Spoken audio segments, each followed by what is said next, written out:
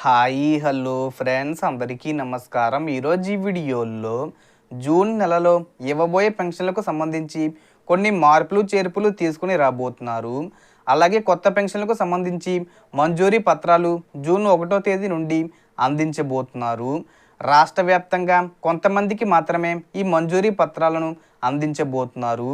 వారికే పెన్షన్లు ఇస్తున్నట్లు 4,000 రూపాయల పెన్షన్లతో పాటు ఈ మంజూరీ పత్రాలు అందించబోతున్నట్లు సమాచారం వచ్చింది. సో దానికి సంబంధించిన పూర్తి ఇన్ఫర్మేషన్ ఈ వీడియోలో తెలుసుకుందాం.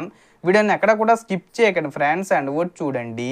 వీడియో స్టార్ట్ చేసే ముందు మీకు ఒక స్మాల్ రిక్వెస్ట్ ఫ్రెండ్స్.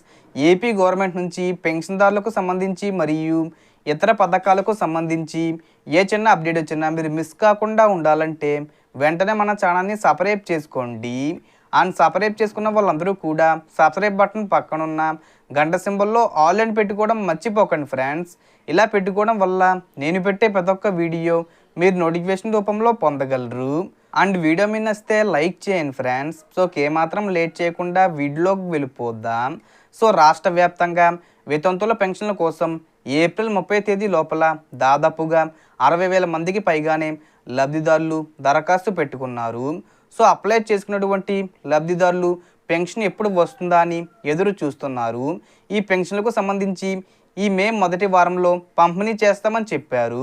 కానీ మే నెలలో పంపిణీ చేయడం లేదు, జూన్ నెలలోనే పంపిణీ చేస్తారు.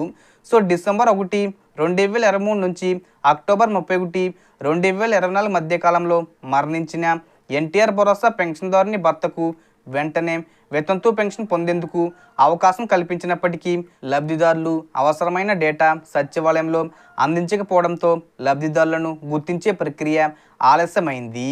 ఈ క్రమంలోనే వీళ్ళందరికీ మే నెల మొదటి వారంలోనే పెన్షన్ అందిస్తామని చెప్పారు. కానీ దాదాపుగా 60,000 మందికి పైగానే లబ్ధిదారులు అప్లై చేసుకున్నారు. కానీ ప్రభుత్వం 89,788 మంది లబ్ధిదారులుగా గుర్తించామన్నారు. సో ఏప్రిల్ 30 తేదీ లోపల 60,207 మంది మాత్రమే దరఖాస్తులు సబ్మిట్ చేశారు.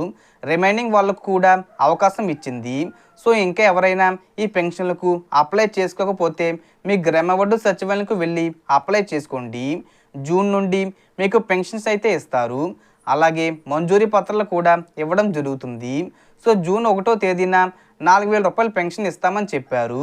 సో ఎవరైతే స్పౌజ్ పెన్షన్లకు అప్లై చేసుకుని ఉన్నారో వాళ్ళందరికీ కూడా జూన్ నెలలో పత్రాలు అందడంతో పాటు పెన్షన్ రావడం జరుగుతుంది.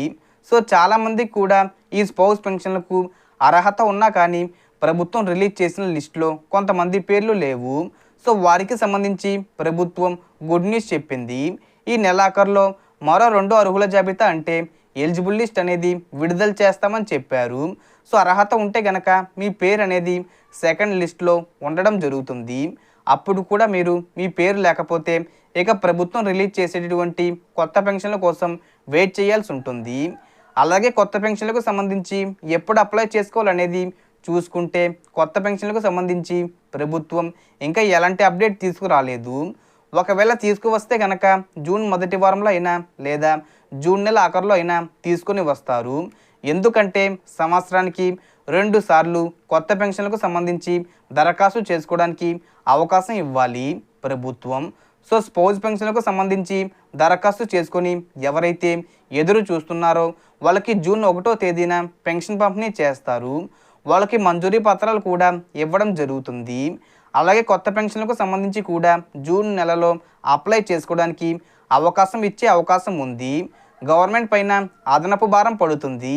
ఇప్పటికే ఎన్టీఆర్ భరోసా పథకం కింద 2,200 కోట్లకు పైగానే వెచ్చిస్తుంది.